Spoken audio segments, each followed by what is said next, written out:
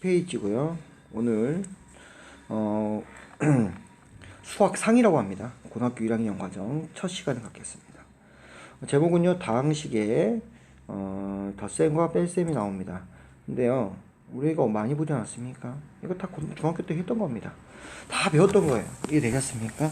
우리 뭐 배웠습니까? 우리 그때는요, x의 제곱 더하기 2x의 제곱 더하기 3x 빼기 2x 더하기 1 이런 식으로 해서 얘를 정리시키는 거. 그래서 동류항 찾았었고요. 이거 문자 같고 차수 같네. 동류항 계산되네. 두 개 하나 이렇게 해서 세 개가 될 것이고요. 얘는 또 앞에 거 둘이 계산해서 1x에 1은 생략하고 쓴다 해서 x만 이렇게 써줬고요. 얘는 뭐 계산할 거 없으니까 이런 식으로 계산을 했었죠. 근데 이제 이게 뭡니까? 고등학교 가면서 어떻게 된다? 좀 더 숫자가 복잡해질 뿐이지 내용은 똑같습니다. 용어분들 살펴볼게요. 우선 애들 여기 나왔으니까 x의 제곱 빼기 5x 더하기 3인데요. 이렇게 세 개를 쪼갭니다. 부호 붙이셔야 되고요. 양수는 물론 생략해도 되죠. 그래서 이걸 각자를 뭐라고 부릅니까? 항 이렇게 부릅니다.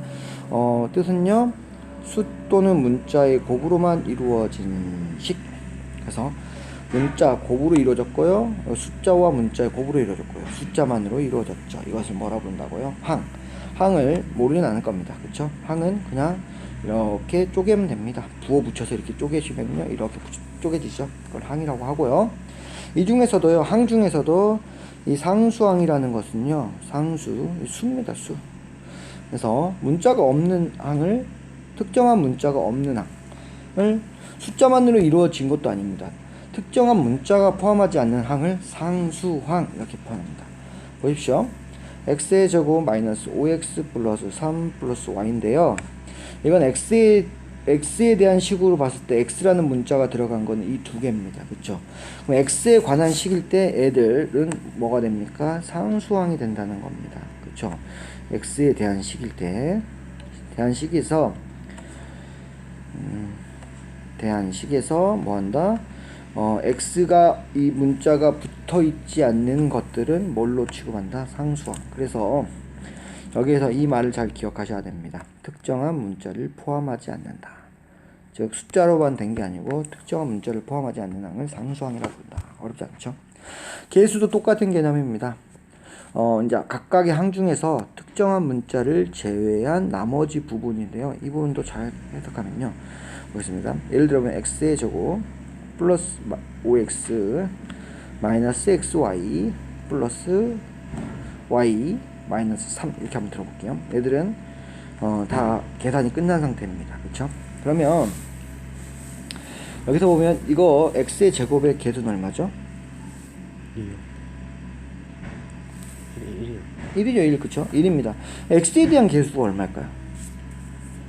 x에 대한 개수는요, 이렇게 구합니다. 지금 여기 xx 포함되어 있죠? 빼버리면 5-y x 이렇게 계산이 가능할 겁니다. 그쵸? 그래서 x에 대한 개수는 x를 뺀 나머지 항 얼마가 된다고요? 5-y가 뭐가 됩니까? 개수가 된다는 거 이해되셨죠? 그럼 x에 대한 식일 때 얘는 어떻게 표현하죠? 얘는 x가 포함되지 않았기 때문에 상수항 이렇게 부른다고요. 다항식 보겠습니다. 다항식은요, 여기서 주의해야 될 게 바로 한 개인 식도 바로 다항식입니다. 다항식은 단자가 이게 헛단자라고 해서 혼자라는 거예요. 혼자. 1이라는 겁니다. 1이라는 숫자예요. 단이라는 게 하나. 그래서 한 개인 항은 단항식인 게 확실한데 다항식에서도 한 개 또는 두 개 이상. 그러니까 어떤 식이든 다 다항식이 된다는 거. 이해돼야 한대요. 단항식은 한 개밖에 안 돼요. 한 개 있는 항이. 얘는 당연히 다항식이겠죠. 그쵸? 근데 이게 3, 이거 단항식입니다. 그쵸? 상수항으로만 돼 있었고요. 그쵸? 숫자로만 돼 있기 때문에. 근데요, 이거는 뭣도 된다고요? 다항식도 가능하다는 거. 그쵸? 다항식이자 뭡니까? 다항식도 가능하다. 다항식의 조건 중에서보다 이 한 개인 부분, 한 개의 항일 때도 다항식으로 부른다는 거 주의하시면 되겠죠. 주의. 차수 보겠습니다. 항의 차수는요, 항에서 특정 문자가 곱해진 개수를 말합니다. 여기서 보시면 차수는 바로 여기에 의해서 정해져요. 그래서 가장 큰 걸 따릅니다. 얘는 2차식이에요. 여기는 1이 서 있죠. 1이 생략돼 있잖아요. 얘는 1차예요. 그쵸? 얘는 상수양. 그쵸? 따라서 뭐 한다? 차수는 가장 큰 걸 따릅니다.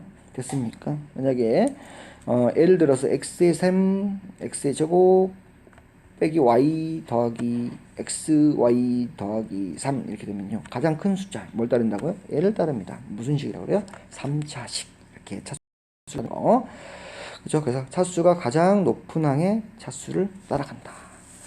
그죠? 문자가 곱해진 개수다. 이번은 x가 몇 번? 3번 곱해졌다. 그래서 3차다. 이렇게 하면 되고요. 동류항은요. 뭐냐면 특정한 문자에 대한 차수가 같은 항. 됐죠?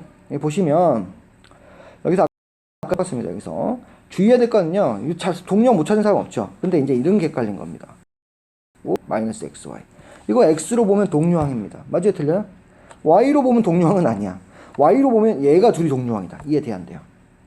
그쵸? 그래서 x로 보면 5x-xy가 xx 하나씩 포함되어 있기 때문에 동류항이 될 거고요.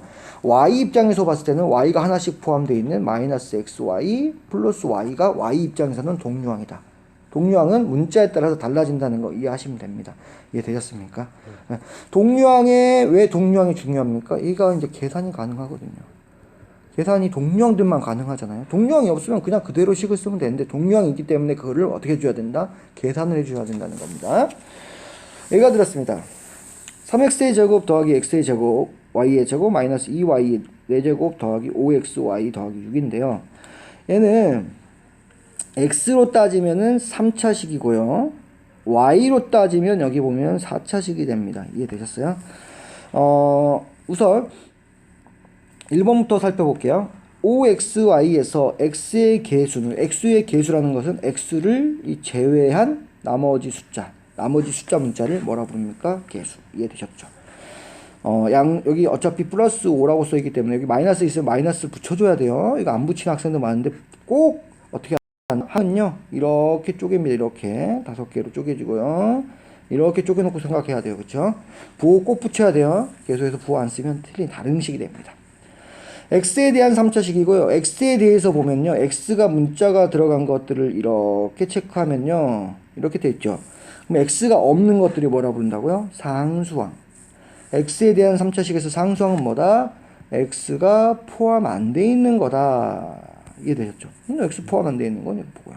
그 다음에 x에 대해서는 문자를 써보니까 여기가 3차가 가장 크기 때문에 3차식이라고 부르고요. 됐습니까? y로 봤을 때는요. 이렇게 y의 4차식이 될 겁니다. 그쵸? 여기 4라고 써있네요. 그쵸? 그 다음에 y가 들어간 부분을 다 찾아보니까 y 이렇게 들어가 있네요. 그쵸? 그러니까 그때는 y가 포함되지 않는 나머지 것들 얘가 바로 상수항이 된다. 이게 되셨습니까? xy에 대해서는 뭐다? 제일 큰 숫자 차수 짜주면 됩니다. 4차 가장 크잖아요. 4차식이라고 부르고요. 상수항은 x, y가 모두 포함되어 있지 않는 6이 상수항이 된다. 그래서 x에 대한, 그러니까 문제 따질 때 x에 대한, y에 대한, 혹은 xy에 대한 것도 문제가 나온다는 거죠. 이해 되셨습니까? 여기서 x의 xy에 대한 4차 항 이렇게 본다는 겁니다. 됐습니까? 제곱이니까 문자로 봤을 때 4차 항입니다. 2차 항이 아니고. 됐죠? 그러면 xy의 제곱은 몇 차 항일까요? xy로 봤을 때는요. xy에 대한 몇 차? 하나, 두 개니까 몇 차? 3차 이렇게 따라간다는 겁니다. 이거 해석다 됐고요. 2번 보겠습니다. 당시 이제 길게 나왔는데 항 만드는 방법은 이 부호에서 이렇게 끊어주면 됩니다. 부호에서 끊어주면 항이 여기 딱 나옵니다. 그렇죠? 몇 개가 나와요? 6개가 나오네. 하나, 둘, 셋, 넷, 다섯, 여섯, 7개가 나오네. 그렇죠? 이 중에서 x에 대한 동류항이다. 그럼 x가 포함되어 있는데 x니까 1차. x의 1차를 찾아야 돼요. 만약에 x의 동류항에 x의 제곱을 찾으시면 안 됩니다. 그때는 x제곱의 동류항을 찾으라야지. x. 그렇죠? x가 몇 개? 하나에 들어가 있는 거. 이거 x가 3개 들어갔으니까 동류항 아니죠? x가 2개 들어갔어요. 아니에요. 그쵸? x가 하나 들어갔고요. 2개 들어갈 거 아닙니다. x가 하나 들어갔고요. x가 하나 들어갔네요. 애들이 다 뭐라고요? 동류항이다. 이해 되셨습니까? 그래서 얘 같은 경우는 얘는 계산이 되죠. 3xy 마이너스 x. 얘를 어떻게 한다고요? x로 묶어줘서 3y 빼기 1에 이렇게 써주는 겁니다. 이해되셨어요? x의 개수는 바로 3y 빼기 1이다. 이런 식으로 해주시면 되겠습니다. x제곱 더하기 y의 동류항은요. x가 2번, y가 1번. 찾아보겠습니다. 여기 있네요.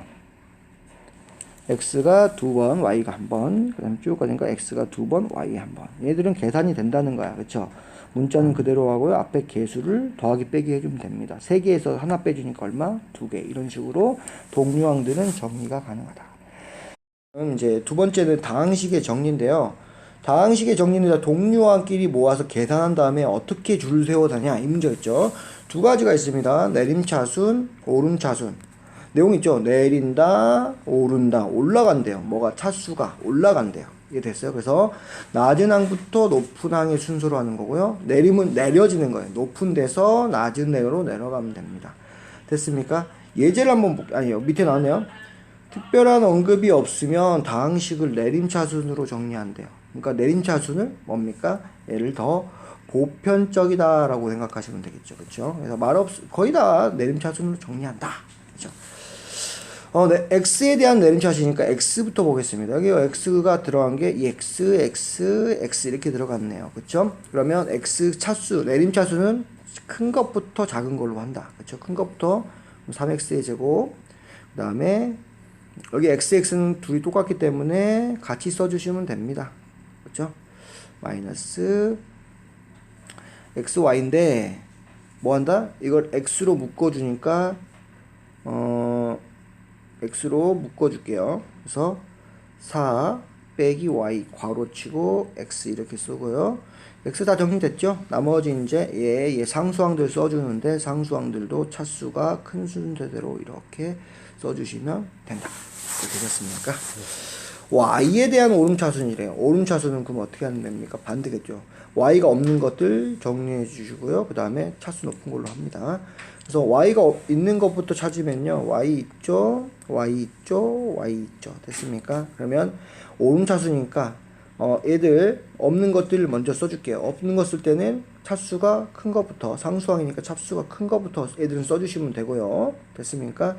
그 다음에 뭐 쓴다? 이제 오름차순이니까 작은 차수 1차 y 하나 있는 것만 써주면 되겠죠. 둘이 계산해 주니까 마이너스 2 더하기 x y 이렇게 써주시면 되겠고요. 마지막에 y의 제곱 이렇게 써주시면 오름차순이 된다. 주의할 건 상수항은 항상 뭐한다? 차수가 높은 것부터 먼저 써준다는 거. 오름차순이든 내림차순이든 그것만 주의해 주시면 되겠죠. 다음 페이지 넘어가겠습니다. 11페이지고요. 다항식의 덧셈과 뺄셈인데요. 덧셈과 뺄셈은 다음 같은 순서로 계산합니다. 괄호를 먼저 없애줍니다. 괄호가 있으면요. 어떻게 된다? 없애줘야 돼요.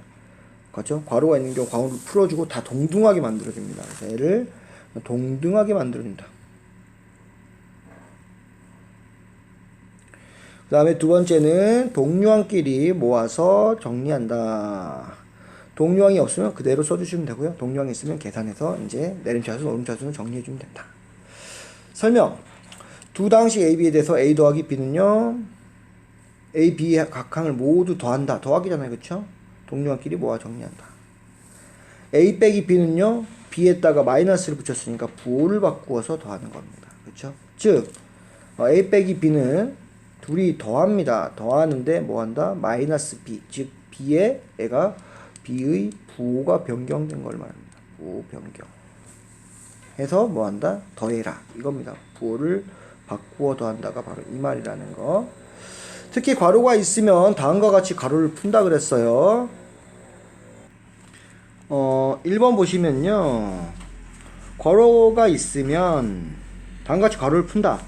괄호 앞에 그냥 플러스 부호가 있으면 그대로 나오면 돼요. 왜냐면 플러스라는 것은 뭐가 있기 때문에 그렇습니까? 곱하기 1 곱하기가 이제 숨어 있다는 거잖아요. 그렇죠? 플러스 1 곱하기 1 곱하면 뭐다? 자기 자신이다. 그래서 그대로 나온다. 이렇게 그대로 부호 변경 없이 그대로 나오면 되고요. 음수면요. 부호가 어떻게 된다? 반대로 되기 때문에 분배 법칙입니다. 곱해주면 마이너스 B, 곱해주면 어떻게 된다? 플러스 C 이렇게 된다 이거죠. 이해됐습니까? 예제가 있습니다. 둘이 더해라. 그러면 얘 둘이 더하면 되는데 더하기 b면 뭐한다? 그대로 붙여면 된다. 이해되셨죠? 그래서 3x의 제곱 더하기 x 그다음 플러스 이고요. 그대로 더하기 할 겁니다. x의 제곱 마이너스 x 마이너스 3 x의 제곱 동류항 찾아서요. 4x의 제곱이 될 것이고요. x하고 마이너스 x 서로 같은 걸 더하기 빼기 하니까 얼마가 된다? 0. 그 다음에 2 빼기 3은요 마이너스 1 이렇게 해서 정리가 되겠죠. 이해되셨습니까? 동류항끼리 맞춰주시면 가능합니다. 빼기 b라 그랬어. 아까 뭐라 했죠? 어이구 빼기 b라 그랬어요. 여기서는 이때는 어떻게 한다? 빼기 b일 때는 b의 부호 반대로 해서 해라 이 말이잖아요. 그쵸? 그럼 해보면 3x의 제곱 플러스 x 플러스 2 혹은 여기다 넣고 마이너스 b를 할 때는 괄호 해주고요. 항이 여러 개일 때는 괄호를 해주신 다음에 분배 법칙으로 정리를 하셔도 됩니다. 이해되셨어요? 마이너스 x의 제곱 플러스 x 플러스 3 됐습니까? 이제는 뭐한다? 찾아라. 동류항이 이렇게 보이네요. 3하고 마이너스 1이니까 2x의 제곱 x니까 얼마? 2x 둘이 더하니까 얼마다? 5 해서 정답이 나옵니다. 됐습니까? 근데 이렇게 나오지 않고 대부분은 앞에다가 이렇게 곱하기 수가 있어요. 그렇죠? 마이너스 2를 곱해라. 얘도 똑같이 3x의 제곱 플러스 x 플러스 2 써주고요. 마이너스 2 쓰고요. b를 곱할 때 b가 몇 개? 지금 여러 개일 때는 괄호를 항상 쓰셔야 됩니다. 괄호 쓰고요. 뭐한다? 분배 법칙으로 이렇게 정리가 될 것입니다. 됐습니까? 그래서 이렇게 될 것이고요. 마이너스 2x의 제곱 플러스 2x 플러스 6 그 다음에 이제 뭐한다? 찾습니다. 동류항 찾아서 3 빼기 2 x의 제곱 x하고 2x 둘이 더하니까 3x 2하고 6 더하니까 8 이런 식이에요. 어렵지 않죠? 그래서 뭐다? 분배 법칙 이용하면 되겠고요. 다음 식의 덧셈에 대한 성질이 있습니다. 이 덧셈에 대한 성질을 볼게요. 덧셈 성질은 두 가지가 있어요. 교환 법칙이다, 결합 법칙이다. 이해되겠죠? 교환 법칙은요, 위치를 바꿔주는 거예요. A하고 B면 BA로 바꿔주는 겁니다. 이해되셨어요? 지금 그 이유는 왜 그러냐면, 순서를 바꿔서 더 유리한 경우가 나옵니다. 예를 들면, 초등학교 때, 우리 중학교 1학년 때 배웠던 거예요. 2 빼기 2 더하기 1 빼기 3 이렇게 나온다 쳐요. 그러면 이렇게 항이 이렇게 3개가 돼 있죠. 애들은 다 더하기 관계이기 때문에 뭐한다? 위치를 바꿔줄 수 있는데 마이너스끼리 붙어서 하면 더 좋습니다. 그래서 플러스 1 마이너스 2 마이너스 3 그러면 얘 둘이 마이너스이기 때문에 계산이 쉬웠어요. 지금은 쉽지만 그때는 이렇게 배웠습니다. 그쵸? 이때 뭐한다? 이렇게 바꿨어요. 위치를 바꿨어. 그쵸? 1하고 2의 마이너스 2의 위치를 바꿔주는 거 그걸 교환 법칙. 위치를 바꿔주는 방법이고요. 계산 순서를 바꿔주는 게 이제 결합 법칙입니다. 이해되셨어요? 여기서도 써먹었어요. 이렇게 이거 A가 바로 방금 뭡니까? 교환 법칙입니다. 그 다음에 뒤에 거부터 먼저 계산했죠. 원래는 숫자는 앞에서부터 계산하는데 얘는 뒤에서부터 계산했어요. 그걸 뭐라 부른다고요? 결합 법칙. 그래서 얘는 계산 순서를 바꿔주는 거.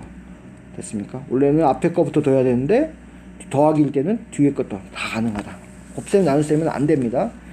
곱셈 나눗셈하고 빼기는 안 돼요. 무슨 말이냐? 1 빼기 2인데 얘를 이 둘의 숫자만 바꿔서 2 빼기 1 이렇게 할 수는 없잖아요. 그쵸? 얘 안 되고 얘를 이렇게 나타내면은 얘 둘이 더하기로 나타냈을 때는 둘이 바꿀 수 있다. 됐습니까? 그래서 교환 법칙은 위치를 바꿔준다. 결합 법칙은 계산 순서를 변경해준다. 됐습니까? 다음 식은 덧셈에 대한 결합 법칙이 성립하므로 A 더하기 B 더하기 C인데 이렇게 괄호를 치면요. 괄호가 소용이 없습니다. 괄호가 없는 거랑 똑같습니다. 이해됐습니까? 이렇게 변경해서 쓸 수 있고 이거를 뭐한다? 결합 법칙.